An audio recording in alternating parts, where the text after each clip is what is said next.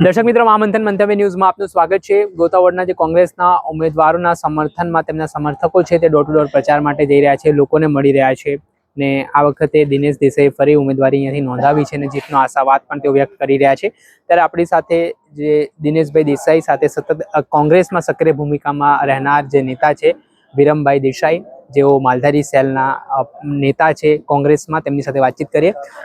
વિરમભાઈ, શું કહેશો? ગોતા વોર્ડમાં ગત વખતે દિનેશભાઈએ દાવેદારી નોંધી હતી, પરંતુ કોઈ કારણોસર આમાં હારનો સામનો કરવો પડ્યો। હવે સ્થિતિ શું છે? 5 વર્ષમાં ઘણું બદલાયું છે ને એવા આક્ષેપો થઈ રહ્યા છે કે ભાજપના કોર્પોરેટરો અહીંયા ડોકવા પણ નથી આવ્યા, તો કઈ રીતે જોઉં છું? 5 વર્ષ કોરોના કાળનો એ બહુ જ કપરો સમય પણ હતો। કોરોનાની અંદર લોકોએ જોયું હતું, ભોગવ્યું હતું, પણ તે છતાં એક વખત ભારતીય જનતા પાર્ટી ઉપર આજે અહીંની જનતાએ એના પર વિશ્વાસ મૂક્યો અને ખોબલે ને ખોબલે મત આપ્યા। મુખ્ય સમસ્યા આ વિસ્તારની, એ પછી તો ઘણા પાણી વહી ગયા છે, પણ મુખ્ય બાબત એ હતી કે આ વિસ્તારની અંદર જે પાયાની સુવિધાઓ જે મળવી જોઈએ, જેમ કે આરોગ્ય કેન્દ્રની વાત છે, તમે જેમ કે ગટરના પાણી ઉભરાય છે, પીવાનું ચોખ્ખું પાણી નથી મળતું, એની સાથે સાથે આપણે જોઈએ તો જેમ પાણીની અંદર મિક્સિંગ ગટરનું અને ડ્રેનેજ લાઇનનું બંને મિક્સ થઈ જાય છે। અહીંયા આવી સ્થિતિ, આ પરિસ્થિતિ છે। અહીંથી નજીક આપણે અહીંયાથી જ્યાં આપણે ચર્ચા કરી રહ્યા છીએ ત્યાંથી 500 મીટરની દૂરી ઉપર ડમ્પિંગ સ્ટેશન એક આવેલું છે। અહીંના સ્થાનિકોને હંમેશા એનો વિરોધ રહ્યો છે, પણ ખબર નહીં, આ તંત્ર માત્ર ને માત્ર વાતો કરી, તંત્ર પણ આની સાથે મળેલું છે। આના કાઉન્સિલો ભારતીય જનતા પાર્ટીના ગૃહમંત્રી, કેન્દ્રના ગૃહમંત્રી અને મુખ્યમંત્રી નો વિસ્તાર હોય, નો મત વિસ્તાર હોય, અહીંયાથી 500 મીટર આ બાજુ તરફ જઈએ જમણી તરફ તો નામદાર હાઈકોર્ટ અહીંયા આવેલી છે, એનાથી થોડાક આગળ જઈએ તો સિવિલ હોસ્પિટલ અહીંયા આવેલી છે।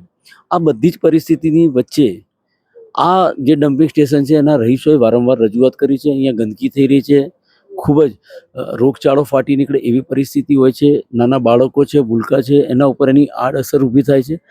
આની વારંવાર રજૂઆત કરવા છતાંય આ લોકો એક પણ વખત અહીંયા ડોકાવા આવતા નથી। જે ચૂંટાઈને ગયા છે એની જનતાએ ખૂબ પ્રેમ આપ્યો છે, ભારતીય જનતા પાર્ટીના ઉમેદવારોને ખોબલે ને ખોબલે મત આપી અને જંગી બહુમતીથી જીતાડ્યા છે, પણ પરિણામ સ્વરૂપે એ લોકોને શું મળ્યું છે, એનું વળતર શું મળ્યું છે? તો માત્ર ડમ્પિંગ સ્ટેશન, ગટરના પાણી પીવા માટેના, સ્વચ્છતાના નામે મીંડું છે। અહીંયા કોઈ પ્રાથમિક શાળાની આપણે વાત કરીએ તો એવી કોઈ શાળા નથી કે શાળા છે તો એની અંદર એ લેવલના એ શિક્ષકો નથી। માત્ર વાતો કરવી, લોકોને ભ્રમિત કરવા અને ધર્મના ઉન્માદમાં લોકોને ફેલાવી અને સત્તા હાથે કઈ રીતે મળી શકે છે એ તમે અગાઉ હમણાં પ્રશ્ન કર્યો હતો, ગાયોની જે વાત કરી હતી, ગાય માતાનું પૂંછડું પકડી સત્તાના ઉચ્ચ સ્થાને આ પહોંચ્યા, એ પછી એ ગાય એમના માટે પશુ થઈ ગઈ। ભૂતકાળની અંદર અમે લડાઈ ખૂબ લડ્યા એના માટે, ગાય માતાની માટે।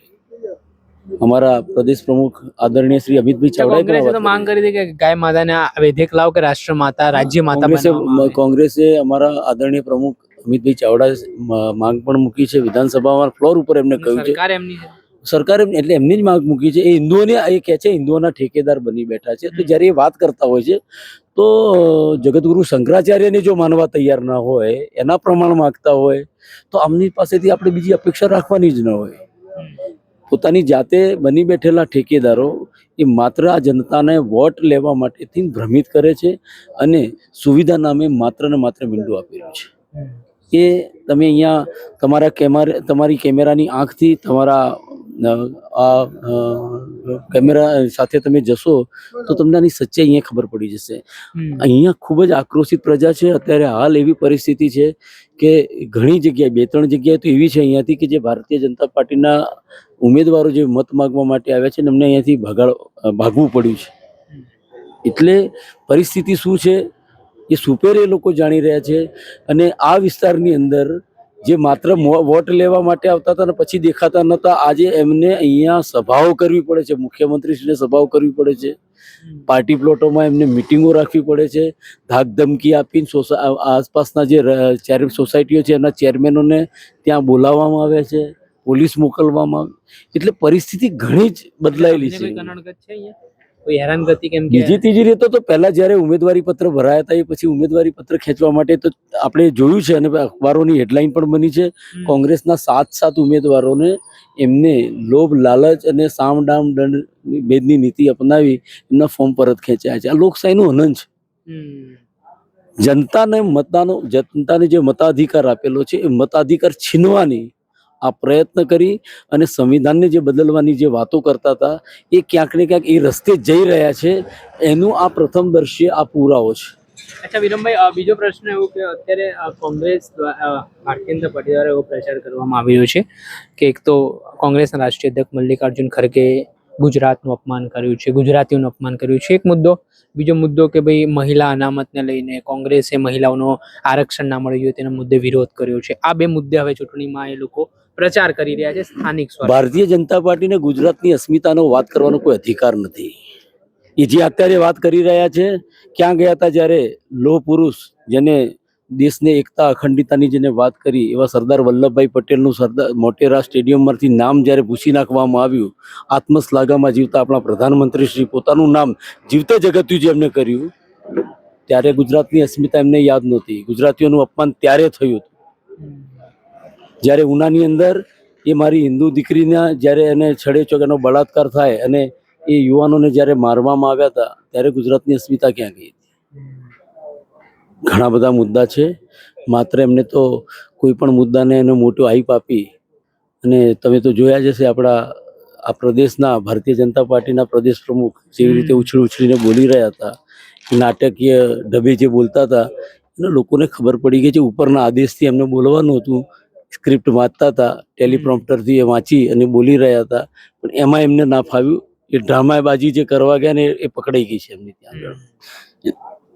ખૂબ ખૂબ આભાર. આ હતા કોંગ્રેસના જે માલધારી સેલના નેતા છે વિરમ દેસાઈ. તેમણે અહીંયાની જે સ્થિતિ છે તેના વિશે વાત કરી છે ને હાલ જે કોંગ્રેસ આ વિસ્તારોમાં જઈ રહી છે તો ગટર પાણી મુદ્દે પ્રચાર કરી રહી છે તેવી વાત તેમના દ્વારા કરવામાં આવી. બીજા એક અહીંના જે હોદ્દેદાર છે કોંગ્રેસના તેમની સાથે વાતચીત કરી. જી, આપનું નામ? મારું નામ રાજેશ પ્રજાપતિ છે અને ગોતાવડ કોંગ્રેસમાં હું પ્રમુખની જવાબદારી પર છું. અચ્છા રાજેશજી, આ તો કહેવાય છે કે ભાજપનો ગઢ મનાય છે, કેમ કે મુખ્યમંત્રીની જ્યારે જે કોન્સ્ટિટ્યુન્સી આવતી હોય આ વિસ્તારમાં, તો કોંગ્રેસ માટે શું પડકારો તમે જોઈ રહ્યા છો? કેમ કે આ વિસ્તારમાંથી કોંગ્રેસે સીટ કાઢી લે તો એક નાક કપાયા સમાન ભાજપનું ગણાશે. ગઢની વાત કરવા જઈએ ને તો ગઢ કોઈના હોતા નથી. કંઈક સમય પહેલા આ કોંગ્રેસના જ ગઢ હતા અને પછી ભાજપના થયા અને ફરીથી કોંગ્રેસના ગઢ થશે. એટલે ગઢ જેવું કશું હોતું નથી. જનતા હવે ખૂબ ત્રાસી ગઈ છે અને મુદ્દા તો એટલા બધા છે કે આજે રોડ જુઓ, આપણે અહીંયા જ્યાં આ બાઇટ કરી રહ્યા છે ત્યાં જ રોડની વ્યવસ્થા જુઓ તો ત્યાંથી ખ્યાલ આવે. આ મુખ્યમંત્રીનો એરિયો કહીએ તો મુખ્યમંત્રીના એરિયામાં આવી હાલત ના આવવી જોઈએ. બધી જ રીતે અહીંયા તકલીફો છે. રોડ, રસ્તા, ગટર, પાણી, બધા ઘણા બધા મુદ્દા છે જે સ્થાનિક લેવલે લોકો ખૂબ હેરાન થઈ રહ્યા છે. તો એ ગઢ ના કહેવાય ભાજપનો. સ્ટ્રેટેજી શું છે, રણનીતિ શું બનાવી છે? કેમ કે ભાજપ પાસે સંગઠન છે, બૂથ સુધી માણસો, મતદારોને બૂથ સુધી કઈ રીતે લઈ જવા તે માટેની આખી વ્યવસ્થા છે. તો કોંગ્રેસ પાસે કહેવાય છે કે જ્યારે ચૂંટણી હોય છે એટલે સંગઠન પણ એટલું દેખાતું નથી ભાજપની સરખામણીએ. તમારી વાત સાચી છે. એમાં ક્યાંક ને ક્યાંક કોંગ્રેસ છેલ્લા 30 વર્ષથી અહીંયા સરકારમાંથી વંચિત છે એટલે તકલીફ પડે. ભાજપની જોડે ભ્રષ્ટાચારનો ખૂબ રૂપિયો ભેગો કરેલો છે એટલે એ રૂપિયાનો ઉપયોગ એ બધી રીતે કરી શકે. એ રૂપિયા નાખીને બધું કામ કરાવી શકે. અમારી પાસે આજે પણ સત્તા ન હોવા છતાં પણ અમારી પાસે સક્ષમ કાર્યકર્તાઓ છે અને એ કાર્યકર્તાઓના કારણે આજે અમે ઇલેક્શનની અંદર પણ સારું એવું કામ કરી રહ્યા છીએ અને જનતાનો જનાદેશ વધારે છે આ વખતે, સારો છે. એટલે આ વખતે પ્રધાનમંત્રી આવું કહે છે કે હું ભ્રષ્ટાચાર નહીં થવા દઉં. તમે કહી રહ્યા છો કે અહીંયા ભ્રષ્ટાચાર થઈ રહ્યો છે, તો પછી કોની રહેમ નજર હેઠળ? પ્રધાનમંત્રી એવું કહી રહ્યા છે પણ આજે આખું જગત જાણે છે કે ભ્રષ્ટાચાર ક્યાં નથી થઈ રહ્યો. દરેક જગ્યા ઉપર ભ્રષ્ટાચાર થઈ રહ્યો છે. ભ્રષ્ટાચાર વગર કામ જ નથી થતા. પ્રધાનમંત્રી કહે છે એ ખાલી કહેવાની વાતો છે. પ્રધાનમંત્રી અત્યાર સુધીમાં જૂઠું બોલ્યા છે અને જોરથી બોલ્યા છે એટલે એમની વાતનો કોઈ મિનિંગ પણ નથી રહેતો. ચોક્કસથી આભાર. આ હતા ગોતા વોર્ડના પ્રમુખ જેમણે આ વખતે આશા વ્યક્ત કરી છે કે આ વખતે પૂરજોશ સાથે તેઓ પ્રચાર કરવાના છે ને મુખ્યમંત્રીના વિસ્તાર આમ જે કહેવાય ભાજપનો ગઢ, તેમણે કહ્યું છે કે કોઈનો ગઢ નથી હોતો, જનતા જનાદેશ નક્કી કરતી હોય છે. ત્યારે આ વખતે નવા જૂની ગોતા વોર્ડમાં થાય છે તે જોવું રહ્યું. દર્શક મિત્ર, આવા જ વિડીયો જોવા માટે મહામંથન મંતવ્ય ન્યૂઝ જોતા રહો.